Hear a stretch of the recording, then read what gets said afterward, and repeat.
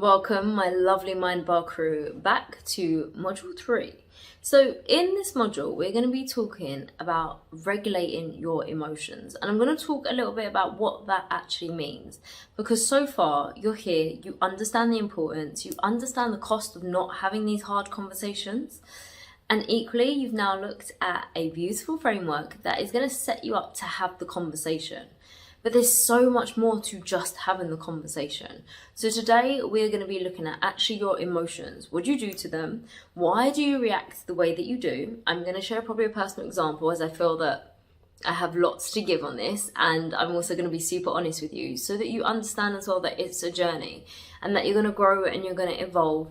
But sometimes you're fighting against your brain and the way your brain has evolved. So a lot of patience and a lot of self-compassion as we move through this. So in the first half of this video, I want to explain to you a little bit more about what happens to your brain when we're about to have a hard conversation. And then in the second half, I'm going to give you 3 steps to really help you ground yourself when your emotions essentially become out of control. Now, we don't know the difference between a physical threat or the feelings that get evoked from having a hard conversation. Now think about what has been your physical response to having a hard conversation in the past. Now I showed mine earlier in this masterclass and explained that mine was having physical knots in my stomach and even getting to a point where I thought I was going to throw up. I thought I was going to be physically sick. One of my clients explained having the tightness in their chest. For you, you might find that your breathing's getting quicker, or actually your negative self-talk spirals out of control, questioning, why are you even having the hard conversation? No one's going to listen. You're always in the wrong. It's not that important. Stop making it a big issue. Just to name a few, but be specific about your negative self-talk. Or maybe as well you feel like your palms getting hot and sweaty at the thought of having to have this conversation. But why? Why is this happening? What is happening to our brains? Now, our brains have evolved over time, but perhaps not as quickly as the world and the environment around us. So back in the day, let's cast our mind back to caveman days. If there was a physical threat, such as a lion or an animal or a bear, maybe a bear is more relevant, and that bear was coming to attack you, your brain is going to go and your body into a fight, a flight, a freeze mode, or a fawn response. And that's natural. That's the way our body is designed. And it's also how we've survived. So it's part of our evolution, and it's not a negative thing. There are times that we need it.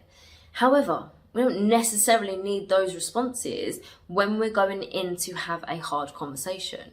So there's all these emotions that get heightened and our brain kind of can't process them. So having the hard conversation evokes some of those feelings, such as the sweaty palms, the knots in your stomach, the self-talk spiraling, and we don't know what to do with them.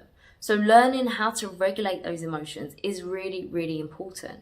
But what's happening in your brain as soon as it triggers some sort of threat, physical or not, then what's happened is your blood and your oxygen is rushing to the part of your brain that is responsible for your emotions, rather than the blood and the oxygen rushing to the part of your brain that's responsible for your rational and your logical thinking.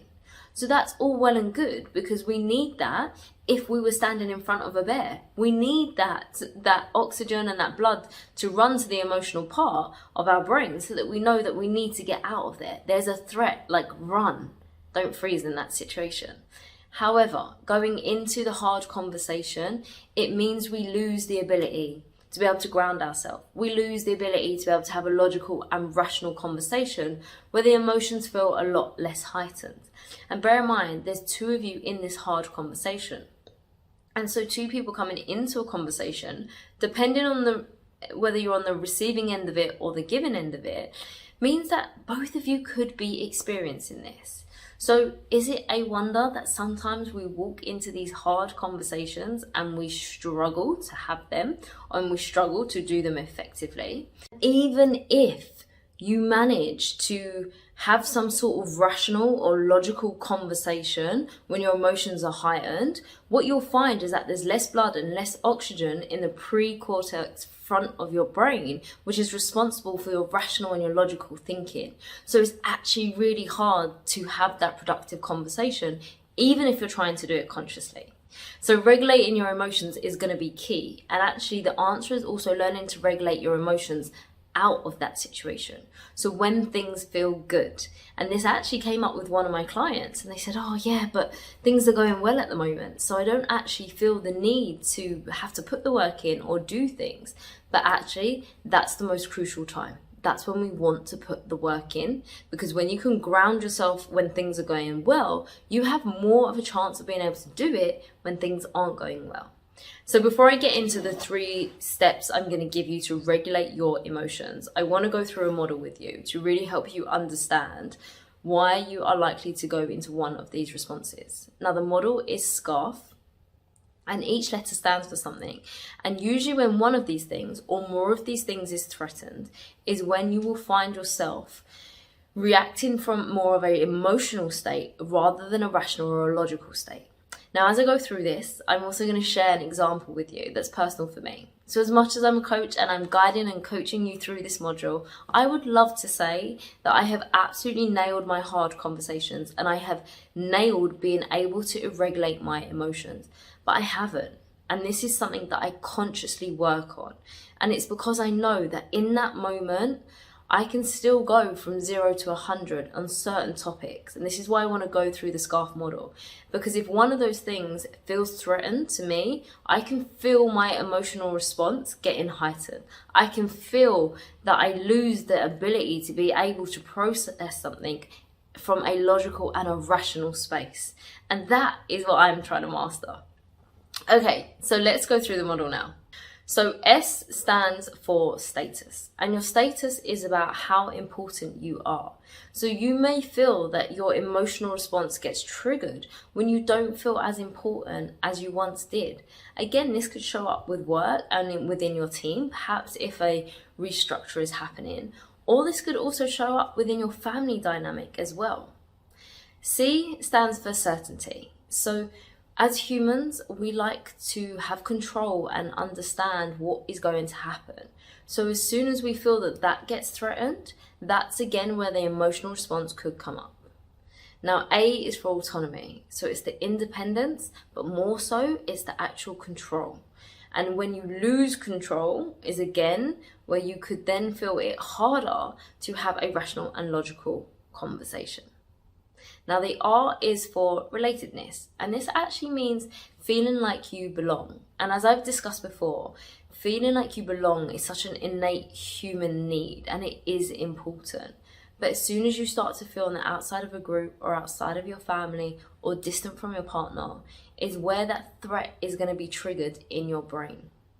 And F, last but not least, stands for fairness. And this is definitely one of mine. I mean, I can relate to all of these and I can identify situations where my emotional response has been triggered and heightened in lots of different scenarios. But fairness is one that really, really gets me. And as it says, it's when there's a lack of it. When you don't feel something's fair or just is again where you're going to feel you go into this threat state and response. So what are we going to do? Let me take you through step by step now so that you can start to learn how to regulate your emotions. So step number 1 is learning how to regulate your breath.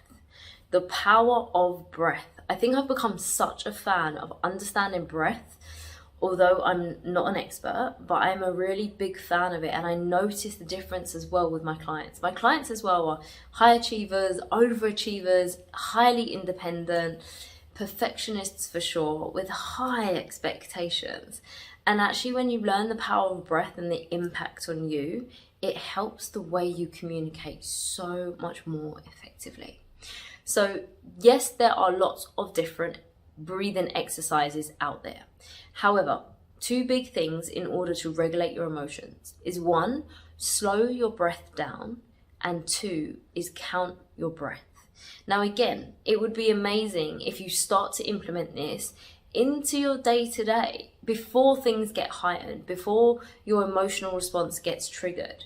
Because actually what you're learning to do is regulate your nervous system. And that's exactly what I was sharing with you earlier that I've always found really difficult to do. And even earlier this year, I've had to really have some hard conversations. And what I've noticed is that some of my old behavior patterns are coming back. And I'm aware of them. Sometimes I think it's worse because I'm aware and I still slip into those old behaviors. So the difference is trying some new techniques and some new tools to help me regulate those emotions. So the power of breath is huge for me. And yes, slowing it down, but also counting my breath. Because not only does it regulate my nervous system, but it allows me to focus on the breath rather than my emotional state becoming heightened and out of control. Now, the second step I want to give you and share you is starting to notice and acknowledge the thoughts. And then it's about labeling them. This is a really important piece because this helps your brain differentiate between what is happening and you thinking that it's you, that you're the cause of it. So let me give you an example because I think this will really bring it to life. What you want to be able to say to yourself is, oh, I notice that a thought is coming into my head about my colleague and I'm feeling frustrated. So I notice the thought, I'm getting a bit frustrated, and actually it's the way that my colleague is behaving in a particular meeting. Now that is you being able to notice the thought and acknowledge it and label it, rather than saying, oh, my colleague, he's so frustrating. There's a huge difference between it. And this, again, allows you to regulate your nervous system and start to ground your emotions. You want to as well be able to shift yourself from the story and the narrative that you're saying inside your head. Because as soon as you label your colleague as he's frustrating, it then becomes a lot more emotional and a lot less rational in order for you to have the hard conversation. Because the story in your head could sound like, he's so frustrating, he'll never listen, therefore I'm not able to have the hard conversation. Whereas actually, if you can notice the thought that's coming into your head and acknowledge that, oh, I'm finding that this behavior is frustrating, actually I'm able to have a conversation about the behavior. So there's a real separation. Okay, the third and final step that I want to share with you is mantras. I am a big fan of mantras for lots of different reasons. But again, here it's going to help you ground yourself in the moment. So an example of a mantra could sound like, I am capable of stepping into my power, using my voice, and having a hard conversation. Now, I want you to find a mantra that sounds good for you. The most important thing is, even if it's something you've heard me say, take it and tweak it and use your language, because it has to fit for you and it has to feel aligned and good. Otherwise, you're going to repeat it and it's not going to mean much to you. You're not really going to connect to it. Now, the thing with mantras is it will ground you in the moment. So when you feel the emotional state becoming heightened, come back to your mantra. Repeat it several times. If you're on your own, you might want to be able to speak it out loud. If you're around other people, then you might want to repeat it in your head. But again, have them on your bathroom mirror when you wake up in the morning and you're brushing your teeth. Use these as grounding exercises in your day-to-day. And the power of the repetition of mantras is it will also help you reprogram your brain. Like, repetition is key for reprogramming your brain. Okay, so there is a lot here. There is so much. I've given you a little bit of the science behind what happens to our brain and also some techniques that I want you to go and try. So this is followed through in your workbook as always. I'm going to get you to reflect so that you can start to really notice when your emotions are coming into play and how you react.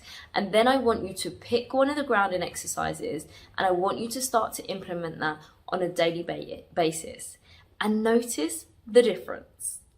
Okay, good luck with this module. Thank you for all of your concentration and I will see you back here for the next module.